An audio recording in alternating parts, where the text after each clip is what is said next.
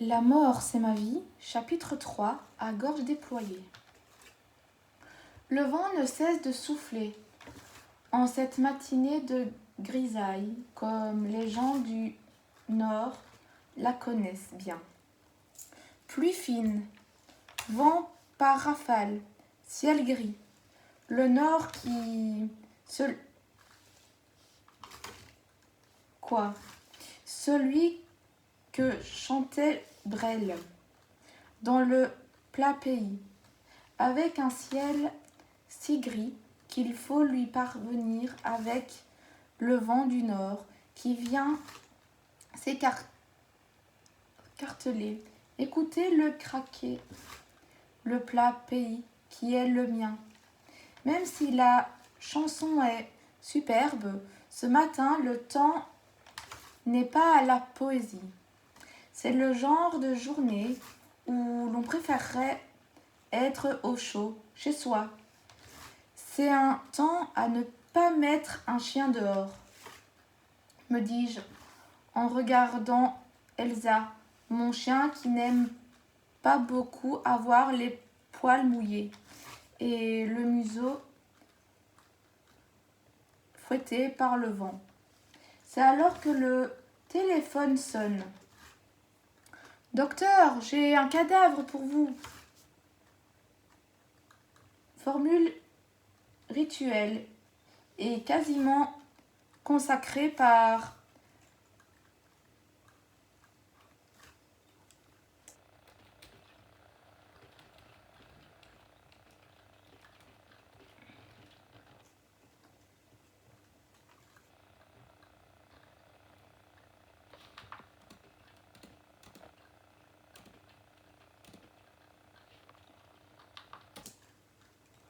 l'usage qui m'envoie sur les routes de ma province à la rencontre de ceux qui ont eu la bonne idée de mourir ou de commettre un crime durant ma garde. Me voilà donc en chemin pour aller voir un mort dont je ne sais rien si ce n'est qu'il est mort et qu'il se trouve là où le magistrat m'a demandé de me rendre. Le rôle du médecin légiste ne peut s'exercer que dans la neutralité la plus stricte, sans émotion. La neutralité telle qu'a imposée par la loi à l'exercice de ma fonction est la garantie d'une bonne justice. L'expert doit être neutre, ce qui signifie qu'il ne peut pas être pris par ses sentiments et qu'il ne peut en aucun cas se trouver dans un conflit d'intérêts.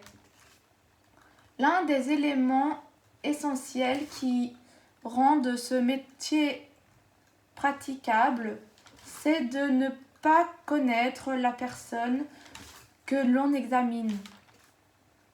Il y a quelques années, j'ai été appelée sur une scène de crime à 1h du matin. Pour une fois, je n'étais pas au lit. J'étais depuis 22h sur une autre scène de crime où j'avais examiné le corps d'un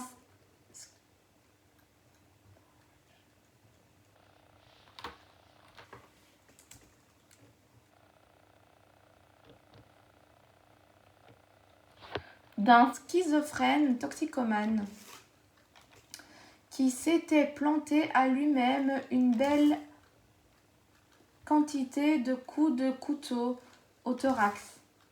Devant les témoins médusés, il portait déjà de très nombreux points de suture pour des plaies thoraciques qu'il s'était faite à la veille. Elle avait été traitée en milieu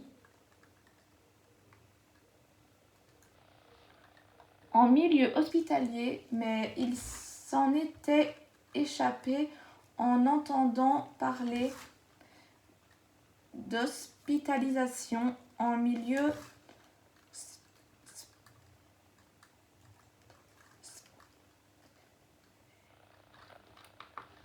pédiatrique. Il ne bougerait plus, sinon pour se rendre au cimetière, transporté par les pompes funèbres. C'est tellement triste. Une vie perdue, bêtement, parce que la maladie mentale a pris le dessus et a conduit la personne à une mort qui aurait pu être évitée. Et c'est encore plus triste quand le mort est une personne qui a été agressée par le malade mental dehors, que l'on voit trop souvent. J'arrive sur les lieux à 5 heures du matin. Les magistrats m'attendent déjà. Il y a 3 morts. Le mari, son épouse et la nouvelle compagne de son épouse.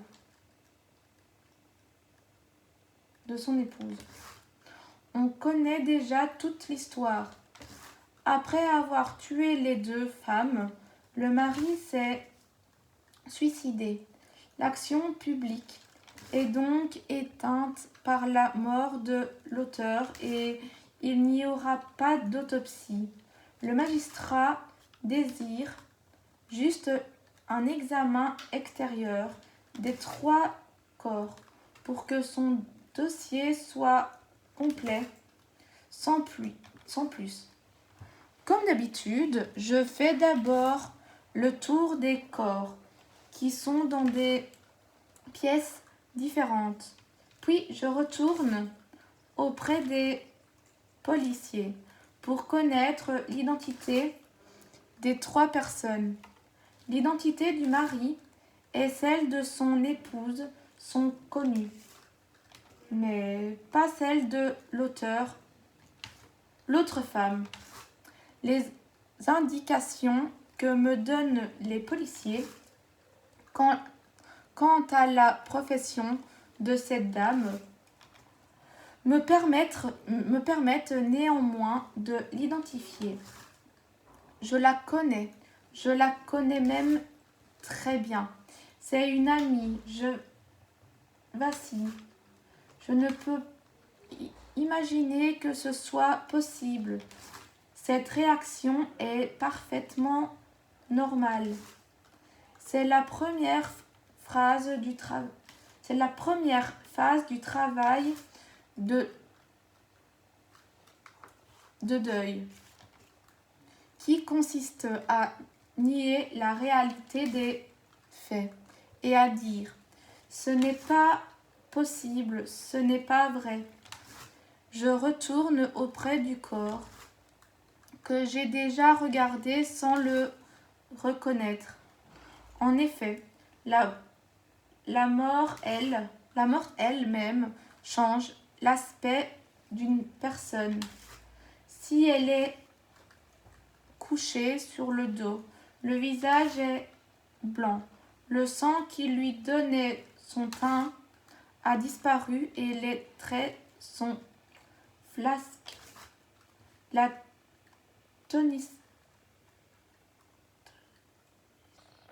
tonicité musculaire ayant elle aussi disparu. Si elle est couchée sur le ventre, le visage est bleu parce que le sang s'accumule dans le réservoir veineux des parties basses, donc dans le visage et dans le reste de la face intérieure du corps, qui est donc toute bleue, elle aussi. Je je vis là l'un des pires moments de ma vie, de ma carrière. Je retourne auprès du juge pour me désister de ma mission. Cela ne l'arrange visiblement pas. Je suis alors le seul médecin légiste disponible à Liège. Nous traversons une bien triste période où plus personne ne veut s'investir dans ce métier exigeant, éprouvant, aux nombreuses gardes et mal payé. Il va falloir faire venir un médecin légiste d'une autre province, à condition qu'il accepte, ce qui va largement retarder ce simple examen extérieur. Le juge, parfaitement conscient de la situation, me demande néanmoins d'accepter cette mission. Je finis par y consentir, en me persuadant qu'il s'agit du dernier hommage que je puisse rendre à mon ami. Mon territoire de travail s'étend sur 2 provinces, celle de Liège et de Luxembourg, soit le sud et l'est du pays. Là, je dois me rendre en province du Luxembourg, une province que j'aime beaucoup, très vallonnée, très boisée, très brutale, très jolie, et dont ma mère est issue. Comme mon père était de Liège, mes gènes sont donc uniformément répartis sur les 2 provinces qui constituent mon territoire médico-légal. Quand j'arrive sur place,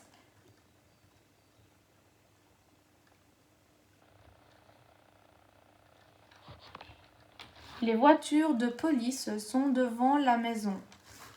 Une petite ferme coquette qui s'ouvre sur une petite cour entourée de murs. Les policiers me saluent. Les magistrats sont déjà arrivés et le labo a fini de faire les prélèvements sur la scène de crime, c'est-à-dire à l'endroit où se trouve le cadavre. Pour une fois, je peux me consacrer aux morts dès mon arrivée. Je salue les magistrats à l'entrée. On échange les politesses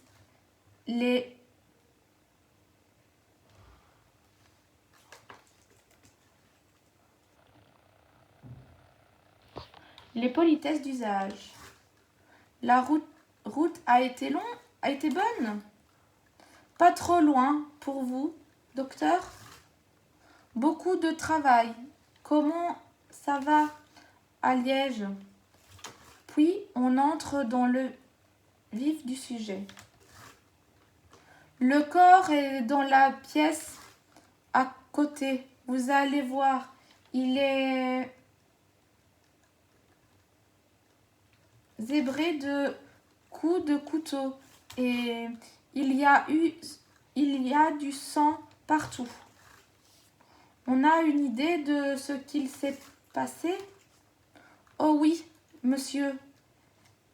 Un coureur de jupons invétéré, malgré ses 65 ans. Ah, je parie qu'il y a des jaloux qui lui en voulaient. Comme vous dites, docteur. Monsieur a séduit une jeune femme de 30 ans, sa cadette, qui pour sortir avec lui a laissé tomber son copain du même âge qu'elle. Belle santé, le gars. La phrase m'échappe. Oui, mais ça lui a coûté la vie. Car visiblement, le cocu n'a pas apprécié et est venu rendre une petite visite à son rival. Le cul et les écus, comme je dis toujours. Comme vous dites, docteur, le cocu n'est pas venu les mains vides. Il s'est muni d'une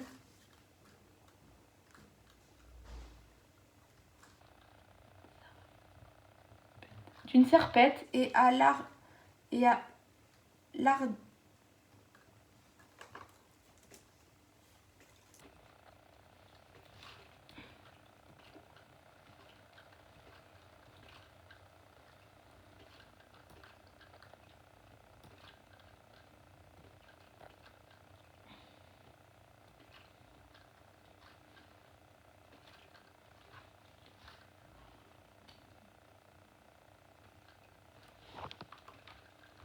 serpette et à larder notre homme de cou.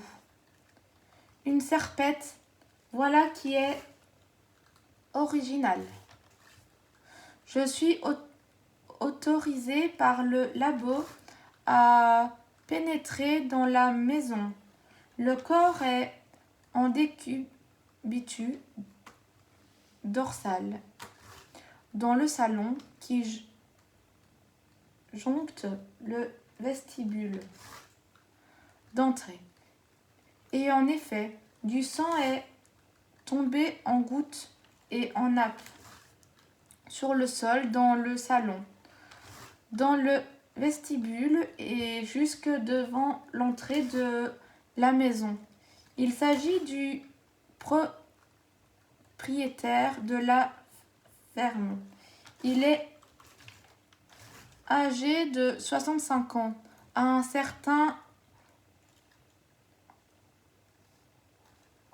embonpoint, est torse nu et a le haut du thorax et le visage zébré de larges coupures superficielles. C'est le type de blessure occasionnée par un instrument tranchant. On distingue 3 types de lésions par arme blanche. Les lésions par instrument piquant comme l'aiguille ou le fleur d'escrime non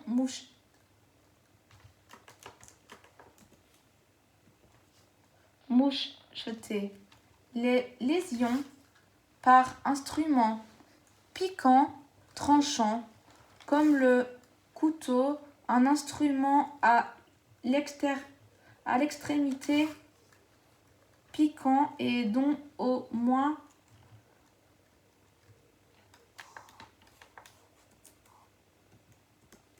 un bord est tranchant.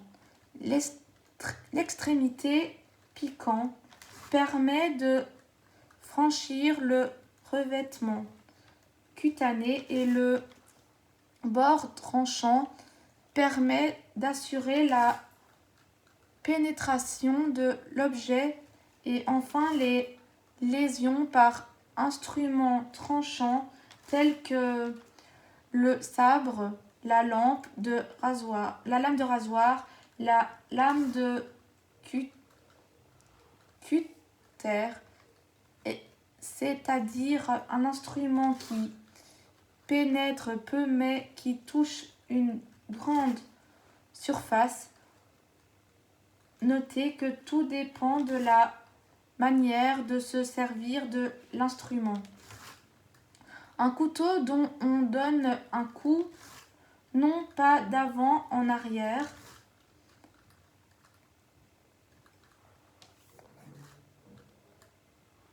perpendiculairement au corps de la victime, mais de manière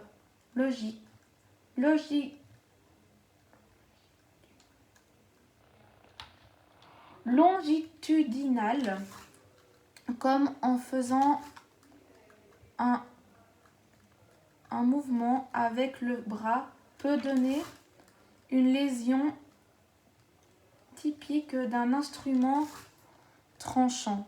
À l'inverse, un cutre que l'on plante dans le corps de la victime, dans un mouvement perpendiculaire au corps, donne une lésion typique d'un piquant tranchant. L'arme du crime est sur place. C'est bien une serpette, soit une lame sur un manche. La lame dont l'extrémité est pointue est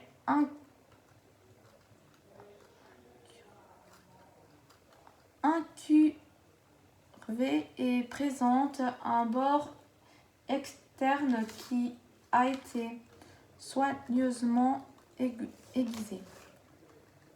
Et où est l'auteur?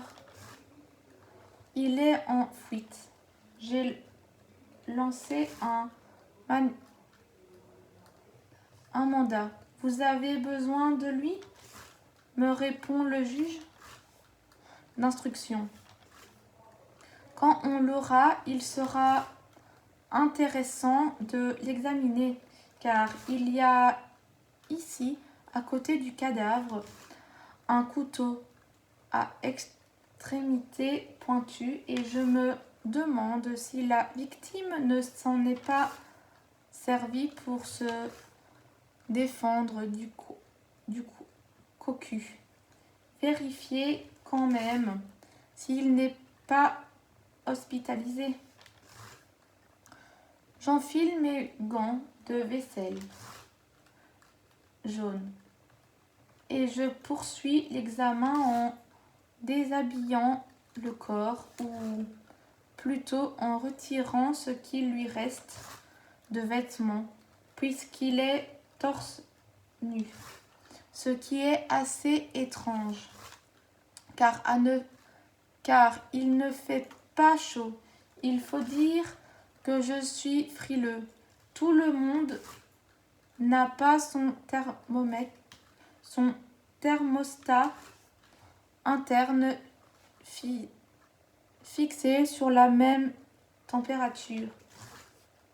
Une fois le corps déshabillé, j'allume ma lampe frontale et je commence mon examen par la face dorsale du corps, que je retourne sans peine grâce à ma technique qui consiste à le saisir à la hanche et à l'épaule.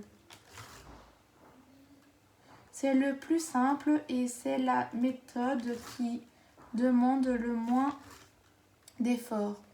Une fois sur le ventre, je l'examine de la tête aux pieds, puis des pieds à la tête, à la recherche de la moindre lésion, que la lésion soit récente ou ancienne. Peu importe, tout doit être relevé. Lors de cet examen, il n'est pas question d'aller à la recherche d'un type défini de lésion, comme une trace de coup de feu, d'étranglement, de maintien.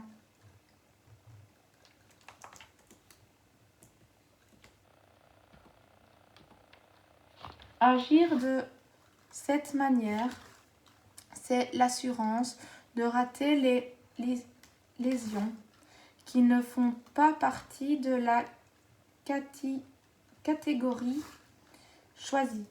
On relève toutes les lésions sans la moindre distinction et puis on les interprète, pas l'inverse. Le dos ne présente pas la moindre lésion. Je le replace sur le dos avec la même technique. Je pratique de la même manière et relève les lésions. Le visage est lacéré de 10 coups. La face intérieure du cou de 8 coups. Le thorax de 11 coups et les faces dorsales des avant-bras de 6 coups, qui sont autant de lésions de défense de l'agressé qui a mis ses bras en avant pour se protéger. Au thorax, 35 coups. Il s'est acharné, le cocu. Trentenaire,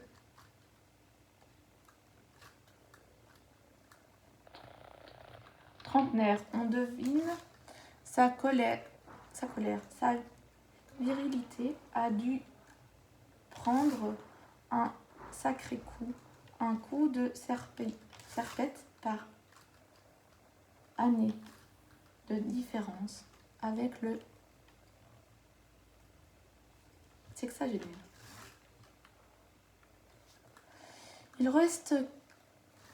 Il reste qu'on ne meurt pas de coups superficiels, caractéristiques des instruments tranchants. Mais une lésion attire mon attention. Elle se situe quelques centimètres en arrière du menton et est plus profonde que les autres, tellement profonde qu'au doigt je n'en touche pas le fond. En même temps, je ne veux pas trop forcer pour éviter de modifier la lésion. J'attendrai l'autopsie pour vérifier les structures qu'elle atteint. Mais je suis certain que c'est elle qui a engendré le décès. Toutes les autres étant trop superficielles pour l'expliquer, à moins qu'il ait fait un arrêt cardiaque suite à l'agression, ce qui est toujours possible vu son âge et son emploi.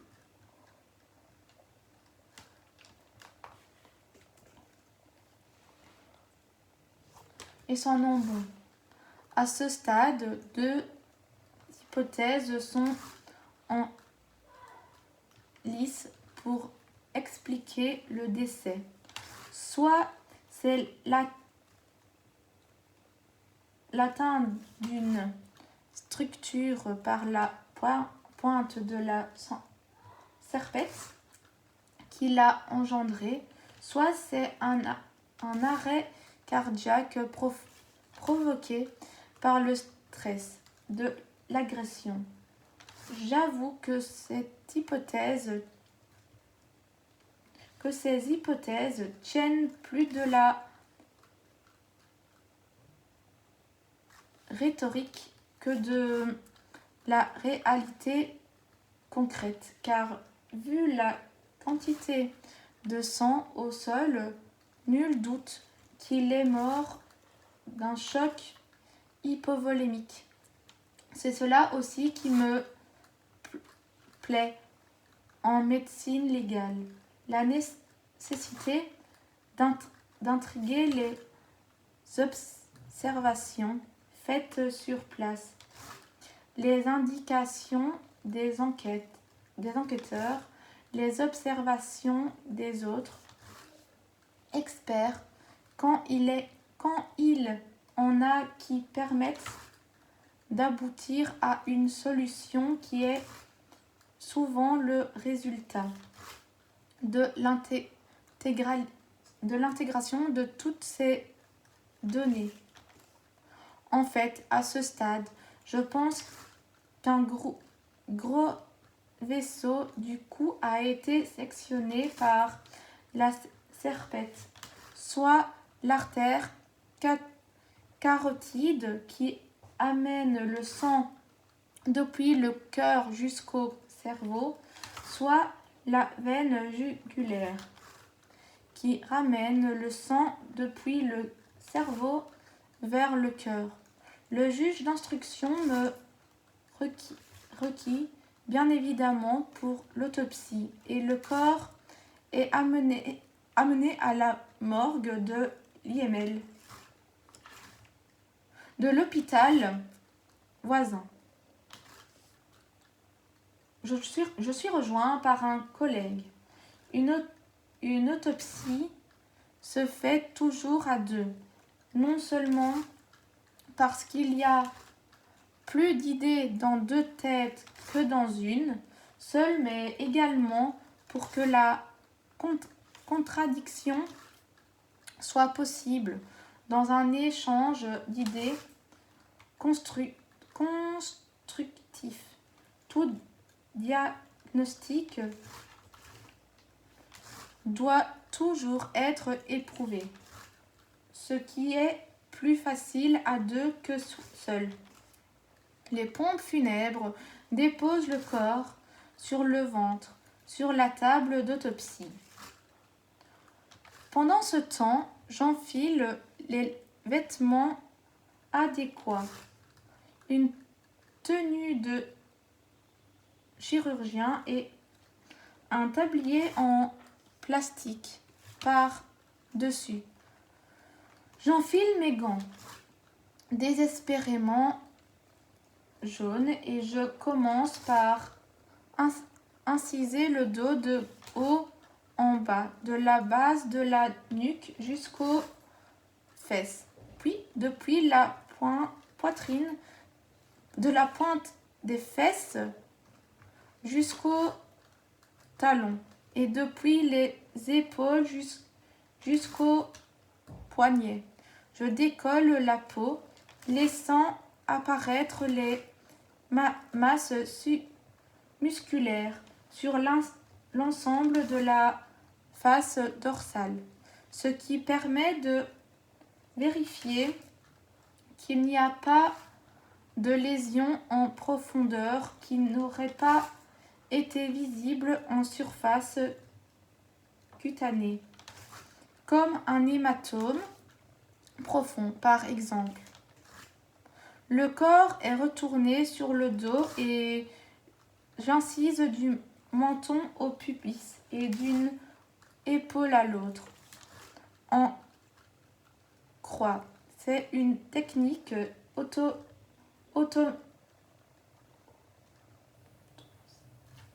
autopsique, pas un symbole religieux. Je ne fais pas une croix pour les chrétiens, un croissant pour les musulmans et une étoile de David pour les juifs. Aucune des lésions au thorax, au visage et aux avant-bras n'est profonde, ce qui confirme ce que j'ai constaté lors de l'examen extérieur. Il en va de même au cou, sauf pour la lésion plus profonde déjà identifiée. En dégageant la peau du cou à droite, je trouve une importante inondation hémorragique qui s'étend très largement jusqu'à la base de la langue en haut en haut le long de la carotide et de la jugulaire, en bas et assez largement sur les côtés. À la dissection, je repère que la carotide et la jugulaire ont été sectionnées, entraînant une hémorragie mortelle dont les traces jonchent le sol de la ferme. Enfin, nous recourons. Il est vrai que cela peut paraître inutile, car une chose est certaine. L'homme est mort et il ne se servira plus de son corps. C'est d'ailleurs ainsi que l'on procède